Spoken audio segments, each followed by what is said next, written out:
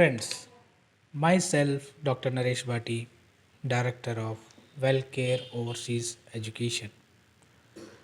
Dear medical professionals, जितने भी मेरे प्यारे medical professionals MBBS doctors PG doctors जो इंडिया में हैं और अपना ऑप्शन यूरोप में देख रहे हैं, they want to migrate European country, और स्पेशली आज मैं कंट्री की जो बात करने वाला हूँ डेनमार्क की। तो डेनमार्क एक बहुत ही ब्यूटीफुल, ज़्यादा बड़ा नहीं छोटा कंट्री है, बस बहुत ही ब्यूटीफुल कंट्री है। जो क्वालिटी ऑफ लाइफ है, तो लोग रहना पसंद करते हैं डेनमार्क में। तो it is a wish to every person to live in a such a good country where the quality of life and the health sector is really good in Denmark. तो आज इसी के रिगार्डिंग इन डिटेल में हम बात करेंगे कि कैसे आप एक रेजिडेंसी में अप्लाई कर सकते हो, कैसे आप एक रेजिडेंट डॉक्टर बन सकते हो, कैसे आप एज ए डॉक्टर या अगर आप एज ए जनरल प्रैक्टिशनर आप काम करना चाहते हो डेनमार्क में, तो कैसे आप कर सकते हो। स्टार्ट करते हैं इस वीडियो को, वन बाय वन पॉइंट को डिस्कस करेंगे और इन डिटेल में आपको मैं बताऊंगा। तो पहला आपको क्या करना है, एपिक अकाउंट ओपन करना, आपका एप्लीकेशन अप्लाई करना है for approval for your qualification.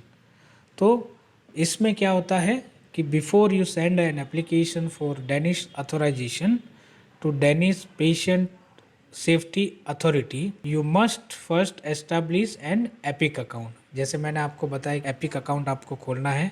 ये एपिक अकाउंट होता क्या है, आपकी डॉक्यूमेंट्स अप्रूवल के लिए एक आपको लॉगिन करके उसमें एक अकाउंट आपको डेनिश पेशेंट सेफ्टी अथॉरिटी में आपको एक अकाउंट बनाना पड़ता है। सो epic account at the educational commission of foreign medical graduate ECFMG, जो फॉरेन मेडिकल ग्रेजुएट है, जो नॉन यूरोपियन ग्रेजुएट्स आप हो, अगर हम तो यूरोप के लिए नॉन यूरोपियन फॉरेन ग्रेजुएट ही हुए, तो उसके लिए आपको ECFMG में आपको ये EPIC account Danish patient safety authority में आपको बनाना पड़ता है। क्यों बनाना पड़ता है? To primary source verify your medical education credential, आपकी डिग्री के वेरिफिकेशन के लिए। वंस, और जब आप once you have uploaded your medical credential to ECFMG, you must fill in our application form which is to be found on the website. Website का link आपको नीचे दे देंगे, वहाँ पे आप चेक कर सकते हो, of Danish patient safety authority, and send it to them electrically, means via online ही आपको अप्लाई करना है। कहने का मतलब सीधा सा ये है। So after receipt of 3 epic reports, you must furthermore send your application with all required documentation of your formal qualification by post to the Danish Patient Safety Authority. जैसे इंडिया में मेडिकल काउंसिल ऑफ इंडिया या अब NMC जो है, उसी तरह से Denmark में आपका जो मेडिकल हेल्थ अथॉरिटी है वो है डेनिश पेशेंट सेफ्टी अथॉरिटी। और एपिक अकाउंट खोलने के बाद उसका जो आपको रिसिप्ट मिलता है, वो रिसिप्ट के साथ उसमें लिस्ट ऑफ डॉक्यूमेंट जो आपको दिया रहता है, वो सारा आपको एक set of xerox, notarize xerox, set of xerox आपको कुरियर करना होता है। तो ये पहला पॉइंट है। दूसरे पॉइंट में मैं जाता हूँ। दूसरा स्टेप आपको क्या करना है, लैंग्वेज टेस्ट। तो आपको डेनिश आना बहुत ही ज़्यादा ज़रूरी है। बिना डेनिश के आप डेनमार्क में as a health care professional काम नहीं कर सकते। लैंग्वेज टेस्ट सीखने से पहले आप एपिक अकाउंट बना के आप अप्लाई कर सकते हो आपके डॉक्यूमेंट वेरिफिकेशन के लिए। तो before you can register for medical test course in Danish health legislation, you need to pass the language test Prov Dansk 3, which is called Danish 3 exam, and obtain the minimum score of 1077। 1077 इतना अगर आप score कर लेते हो उसमें, तो आप eligible हो, लैंग्वेज में आप पास हो जाते हो। अब कब ये लैंग्वेज टेस्ट होता है? तो language test is held twice a year, साल में 2 बार, in May and June and in November and December. So you can take this exam from various language centre in Denmark. ये एग्ज़ाम आपको Danish का Denmark में ही लिखना पड़ेगा दोस्तों। सो after that you can take the language test before you send your application and documentation of formal qualification However, you must have passed the exam less than 12 months before you apply for registration unless you can prove that you have stayed continuously in Denmark in the period after you pass the language test. तो एक तो आप ऐसा काम कर सकते हो कि पहले आप अपना लैंग्वेज सीख लो, लैंग्वेज सीख के लैंग्वेज टेस्ट पास कर लो और उसके बाद आप एप्लीकेशन एपिक अकाउंट बना के एप्लीकेशन सबमिशन करके आप वीज़ा के लिए अप्लाई कर सकते हो और वहाँ जाके आप लैंग्वेज टेस्ट एग्ज़ाम दे सकते हो। ये आपके पास ऑप्शन रहता है। ये क्रॉस करने के बाद थर्ड स्टेप में आपको क्या करना है, मेडिकल टेस्ट एग्ज़ाम देना है। So to register for medical test you have to provide approved evidence of pass language test. Danish जो 3 एग्ज़ाम है वो आपको पास करना है, उसका एविडेंस आपके पास होना चाहिए। The medical test comprise a written test and oral test and are held twice in a year. साल में 2 बार ये एग्ज़ाम आपका होता है। So the written test is held in the month of March और September, March and September, and the oral test is in the month of May and November. तो साल में 2 बार आपके पास अपॉर्चुनिटी है, आप कभी भी जाके ये एग्ज़ाम लिख सकते हैं।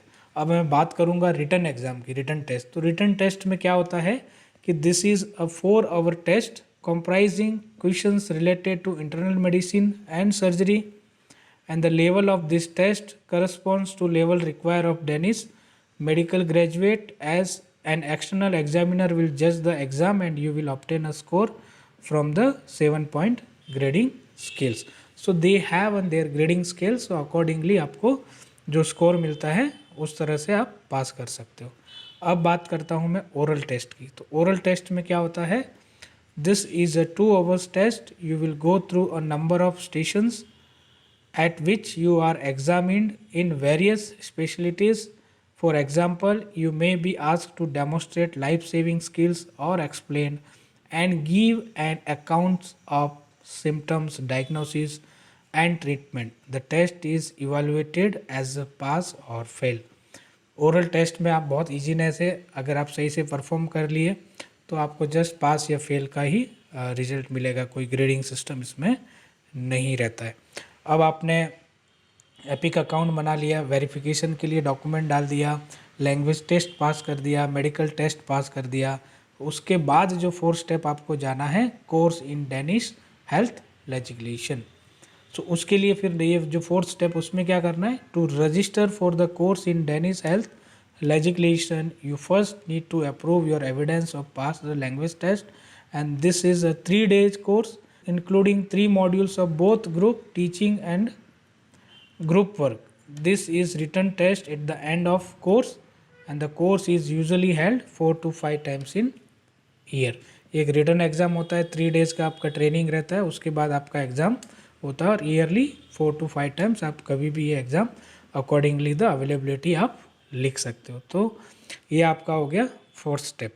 उसके बाद आपको क्या करना है, आप ये पास होने के बाद आप एडप्टेशन या ट्रेनिंग प्रोग्राम के लिए एलिजिबल हो। तो employment for adaptation and training purpose. So when you have pass the medical test and the course in Danish health legislation you have to take up employment for adaptation and training purpose. Means वहाँ से आपकी residency start हो सकती है। Adaptation के लिए आपको, employment adaptation के लिए आपको ग्रांट लेना है। The duration on whether you hold specialist qualification और नॉट।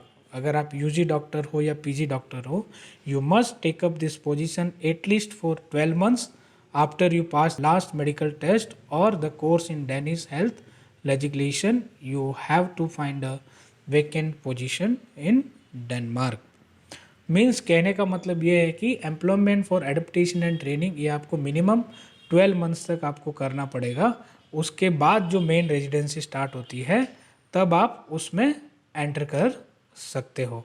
ये 12th month के साथ साथ आप अप्लाई कर सकते हो permission to work independently. So you can apply for Danish authorization and permission to work independently as a medical doctor during the last month of your employment. जो 12 months का जो आपका एडप्टेशन ट्रेनिंग प्रोग्राम है उसके last period में आप permission to work independently apply कर सकते हो। एंड एट लास्ट फिर आप रेजिडेंसी के लिए अप्लाई कर सकते हो एंड रेजिडेंसी आपकी 5 से 6 साल की हो सकती है। तो ये मैंने स्टेप्स आपको बताए, ये स्टेप्स अगर आप फॉलो करोगे डेफिनेटली कहीं ना कहीं आप इजीली अपने गोल में कामयाब हो सकते हो। और दूसरा चीज़, अगर और भी फर्दर आपके कुछ डाउट है तो you can take an your appointment to further more information about how to do PG residency और how to become a registered doctor in Denmark. You can book your appointment, नीचे दिए गए number पे आप contact कर सकते हो and you can book your appointment for your career counselling to become a registered doctor in Denmark. तो आज के लिए इतना ही। आप रखें अपना बहुत सारा ख्याल और मुझे दे इजाज़त। जय कर्नाटका, जय भारत, जय हिंद।